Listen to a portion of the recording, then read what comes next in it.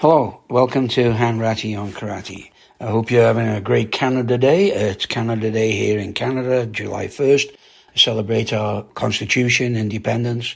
I think we've always been independent, although the Americans tried to change that once and ended up getting sent home. Anyway, let's get back to karate. I wanted to talk a little bit about the difference between coaching and teaching.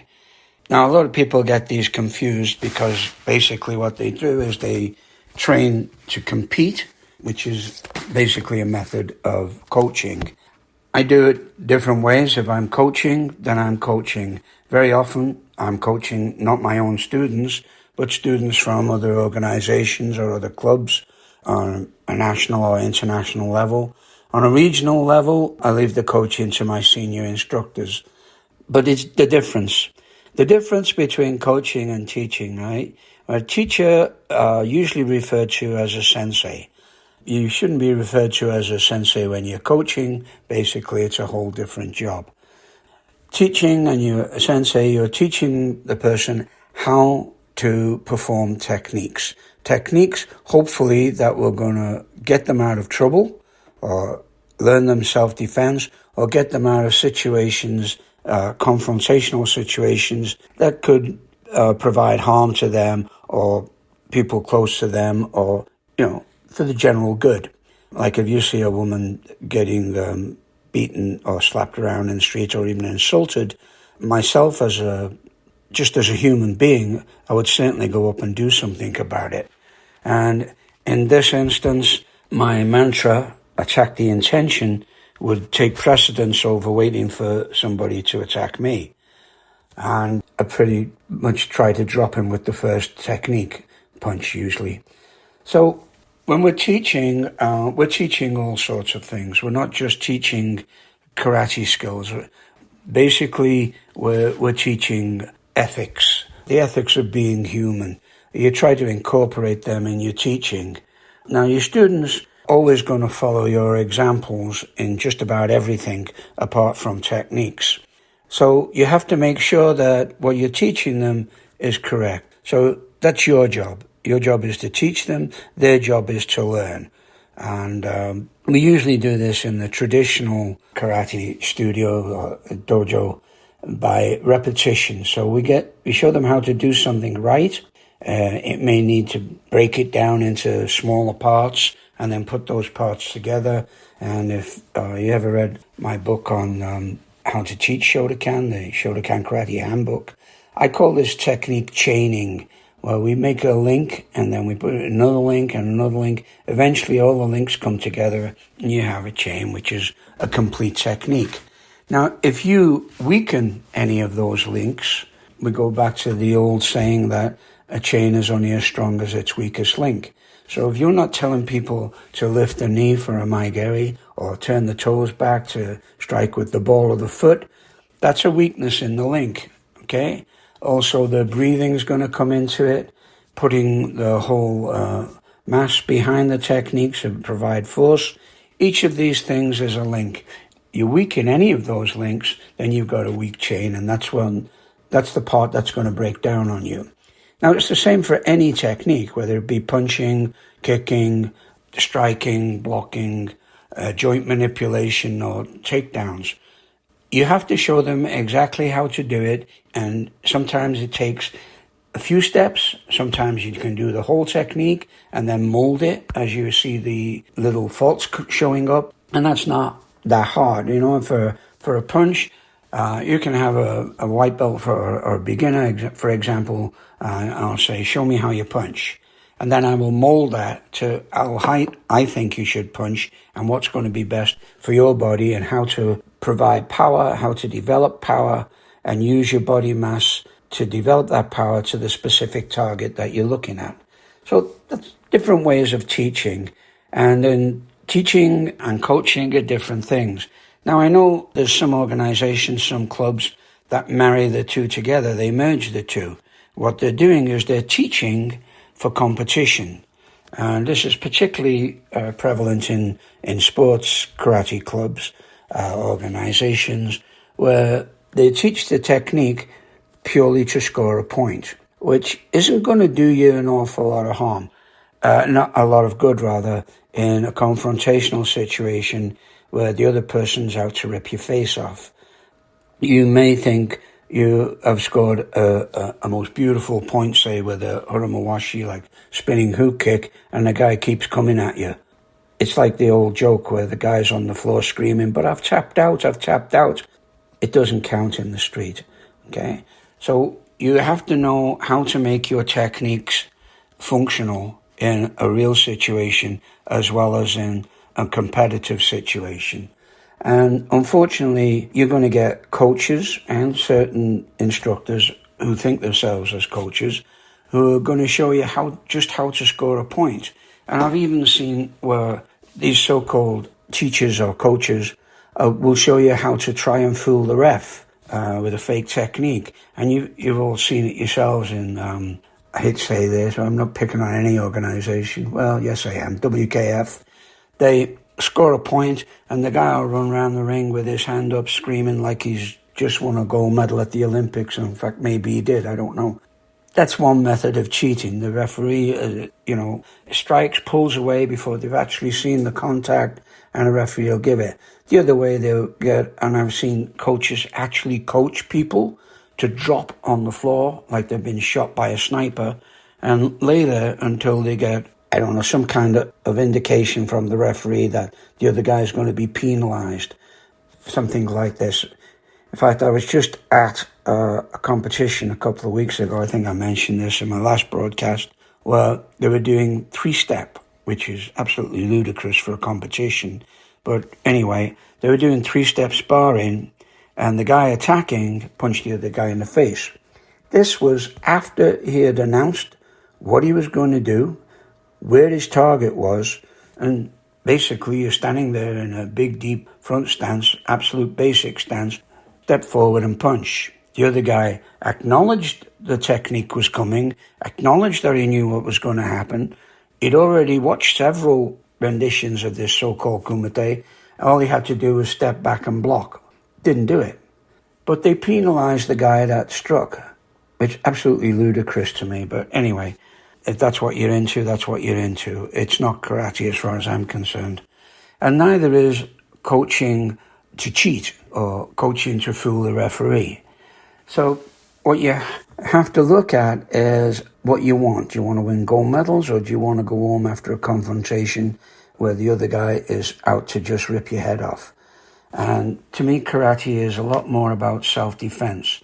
Now, we can say, there's karate do, and there is karate jutsu, or karate budo, as some people like to call it. There is and there isn't. Karate's got to be functional. If it's not functional, then it's a waste of time. It's not a dance, all right, not as far as I'm concerned. And after 50-odd years doing karate, I've found dancing doesn't work. It's got to be functional. You have to try your best at it every time. And your best has to be something that's going to give you results, not fool the referee or hurt your partner or everything else. So when you're coaching, what you want to do, as far as I'm concerned, when I'm looking at people I'm coaching, and if you're coaching, particularly if there's somebody that's not one of your students, so you're not really that familiar with how good this person is, but obviously he must have some attributes, otherwise he wouldn't be on the team. So I tend to look at what their favorite techniques are. And what I try to do is have them employ those favorite techniques in situations that they're going to get the most benefit from them.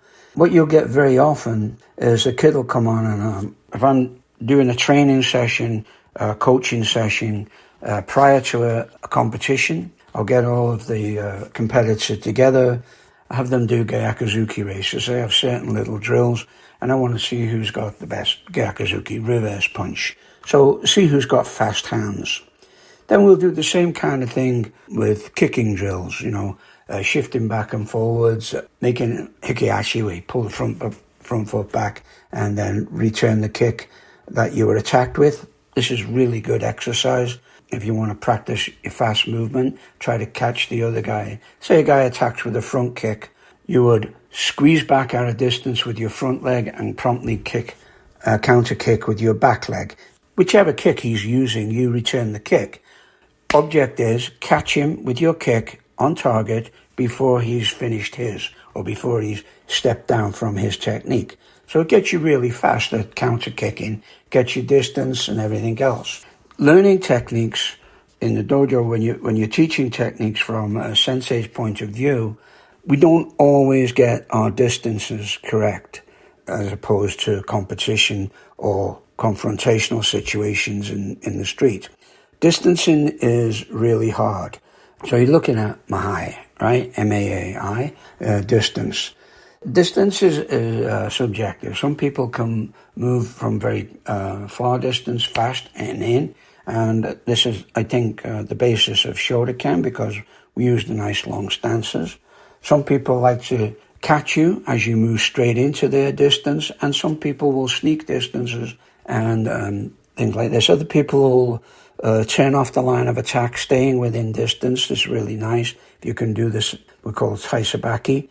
But basically it's body shifting, so you're staying within distance to strike, but just out of his line. So you angle off. So you use a kind of a linear switch to get away from the attack and then counter immediately while he's still executing his technique would be the ideal time. So we look at people and we look and we find out what their best technique is. Might not be their favorite technique, but what their best technique is. Now, we see this. I've been to seminars with hundreds of famous instructors. I mean, world-class instructors and world-class fighters. I mean, I got no problem going to a seminar with anybody because you can always learn something just by looking at his body mechanics and fundamentals, how they move, why they move when they do, and stuff like this. So a recent seminar I went to, a very famous Japanese instructor. I don't think I was the only one who noticed it, but quite a few people noticed it. His favorite technique, obviously, was what we call kurisuki, which is a very fast moving punch. Kind of for want of a better explanation, it would be a cross between a reverse punch and a lunge punch, or a gyakuzuki and an oisuki. Extremely good and extremely fast. So we used to practice this a lot with Sensei Hanratty back in the 70s. And, I got pretty good at it, but I was nowhere near as good as this instructor seminar I just went to. He didn't realize, I don't think he realized, but he must have done that technique 40 times over the weekend just to show movement. Or he'd pull his front foot back, hikiashi, and then launch this technique. And he's very, very good at it. So obviously that was his favorite technique. And he'd probably win a fair number of competitions with this technique. I mean, he even performed it famously in a movie, which just blew everybody away because it was so powerful and strong and fast. So looking at the favorite techniques enables you to kind of set up a strategy for your fighter in how to get that technique and put it in. And if you're a good coach, you won't only look at your student's technique or what your student's using, you'll be able to spot it in his opponent. And then this is how you can advise your fighter how to manipulate or using strategy to get his technique in. All right. So this isn't done enough. It's basically, I see fighters get on the floor, they'll get Hajime begin, and they just dance around. Some of them just stand on the one spot, bouncing. Now, I've always thought as soon as you get in the ring, you're on the line, you get Hajime, shift off to the side. This immediately makes your opponent change his angle.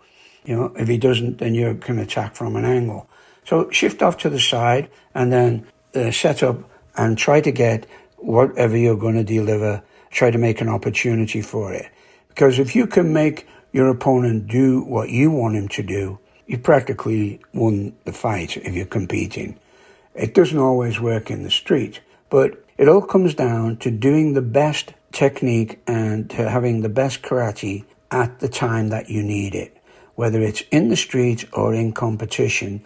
And your best karate, whether it's a single technique, multiple techniques, or just a mindset, because quite often some people can be beat with just a psychological attitude, especially in the street. if you can get your best karate at the time that you need it, you're going to come away from that particular confrontation or match or anything you want to get into, even sparring in the dojo, you're going to come away from that feeling a lot better that you've managed to put that technique in, you've done what you wanted to do, you manipulated the opponent, or you haven't manipulated the opponent, you just beat him with sheer speed. So the best technique is usually the one that you practice the most. And if it isn't, then you should practice it the most. And never be satisfied with it. Even if you have a secondary technique or you're moving in combinations, you should always practice the best technique that you have every time. And then follow up and practice your second best technique every time, and so on and so on. Because it's repetition that builds the technique. There's an old saying that practice makes perfect. Well, it does, but it also makes permanent. So if you're practicing, you have to practice it perfectly. Once you practice it perfectly, that's it, okay? Then you can start to make it permanent by repeating and repeating and repeating. So what we're looking for is repetition, makes you more familiar. Familiarity builds speed, builds efficiency. And if you're taught the correct body fundamentals, then you're going to provide power to that technique and you're going to make it work for you. Having said that, what we need to do is make sure that we practicing our karate to bring out the best we have every time. So that comes to a little situation that you have sometimes in the dojo when you're sparring. And this is something I try to knock out of everybody. Very often we have two people sparring. Say we have two people sparring. You have an attacker and a defender, Chori and Uke. Tori is the attacker, Uke is the defender. The attacker will be quite passive. It's what I call a passive aggressor. Now, that doesn't do anything for anybody. It certainly doesn't do anything for the attacker, and it doesn't do much for the defender because he's not going to have to try hard to counter the attack or whatever he's doing. It could be practicing a throw. He doesn't have to move fast to make the throw effective. If he's practicing a block, he doesn't have to move fast. He won't know. What will happen is you're both going to leave the dojo. One's going to be thinking that he knows how to attack. The other guy's going to be thinking he knows how to defend. And you're both wrong. You're both very, very wrong. You cannot be a passive aggressor. When you attack, you have to attack with your best intention and your best technique, which takes me back to the competition I just watched where the attacker was penalized because he used his best technique, which to me would be the whole purpose of the competition. If you don't use your best technique, your partner will never find his best defense, if you like, or even if he's doing Tai Sabaki or Tai no Sen, where he's going to shift and attack simultaneously, he's never going to know how fast he can do that if you don't attack fast. So when you're with a partner, whether you're doing competition karate or whether you're doing traditional karate, Budo, that's going to help you out in the street, then you have got to perform at your best level in both sides of the confrontation, both as the aggressor and as the defender. If you don't do that, you're cheating yourselves. This also applies to instructors. If instructors do not jump on a technique that is being performed inadequately, or the path of the kick is wrong, or the line of the attack, or they're not putting their whole body mass behind the technique, you are cheating your students. Okay? Maybe you'll keep more students, right? By not correcting them. Because people don't like to be corrected. Especially Western people, they look on it as a form of criticism, and they look on criticism as a form of failure. Not true.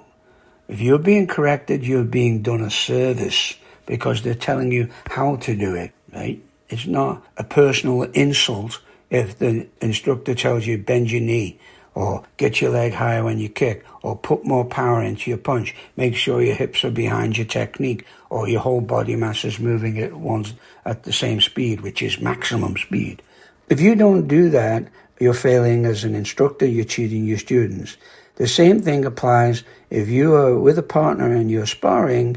If you don't put everything you've got into it, he doesn't have to produce everything he's got, and you both failed. So I would urge you, try to get more out of your students. It builds up the class spirit like you wouldn't believe. After you've identified the best techniques that your students have, you should start to work, particularly if you're working on a coaching basis, start to work on the strategies that you need to employ to prosecute those techniques. And when you do, you prosecute them to the full extent that you can, right? So you don't just charge in and blast the other guy to the ground. That's what will happen in the street, okay? What you need to do is work out strategies for somebody who does charge in, and either shift off to the side or make hikiashi, catch him as he's moving. And then look up the word kyo. If you have my handbook on Shotokan Karate, there's a nice chapter in there on kyo. It's when a person is open or off. Kyo means off in Japanese, right? But it's when a person is open or liable to a counter or to an attack. And there's different ways and different times that this kyo offers itself. And one of them is when the other person is making a technique, when he's starting a technique or committing himself to an attack, he's open. The different times, that's physical. For example, if you sweep a leg and the guy's falling, he's off balance, then he's kyo, he's open, he's off. There's physical kyo and there's mental kyo. Mental kyo would be if you can change the person's attitude, like if he's very calm, strong, and coming at you, you can try to change that in some way. And we can use this by feinting, shifting, changing in and out of distance so that he gets a little bit off his calmness, and you can exploit that. Now, in a street situation, this will become obvious.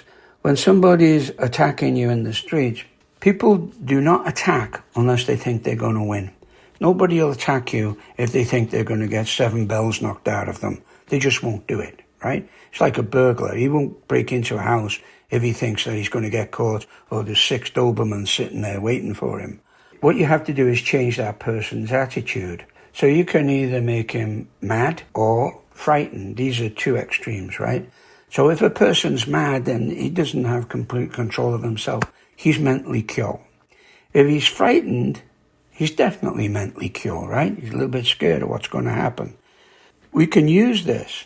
We can use this in the street, and you can use what I call kakegoi. And if you again look in the handbook, there's a great chapter on kakegoi, which is using your voice as a weapon. And anybody, if you're on a SWAT team, or just a policeman or somebody, you go charging into a house, you don't tiptoe in and everybody keeps quiet. You make as much noise as you can, right? You scream and shout and freeze, freeze, police, police, whatever. It all goes back to primitive tribesmen. They had battle cries. It's not just to get your spirit up, it's to defeat the other person's. And so using your voice as a weapon is very important. And I always make all of my students, and even when I'm coaching teams on national and international levels, we'll do a whole session on kiais, when to do it, when not to do it. Because you always fire a ki off with your technique, but you can do it before, you can do it after, you can do it to elicit a flinch response. You can do that in competition, or you can do it in the street. Anyway, lots of good things for you to think about, but the difference basically between coaching and teaching is immense. Don't get them confused.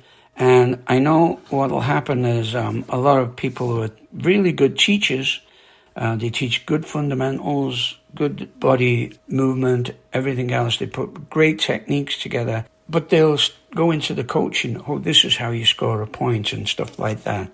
You have to be able to differentiate when you need a point, which is in competition, and when you need to drop the other guy flat on his back, which is in the street. And you certainly don't wait for hajime when that happens. Always, as I've said many times, my mantra, attack the intention. If a person intends you harm, you're quite entitled to stop that before it happens. Okay, so have a great Canada Day. I am. If it stops raining, it'll be fine. I had a great game of golf yesterday, managed to squeeze that in between thunderstorms. So I'm looking forward to another great week of training and teaching. Take care.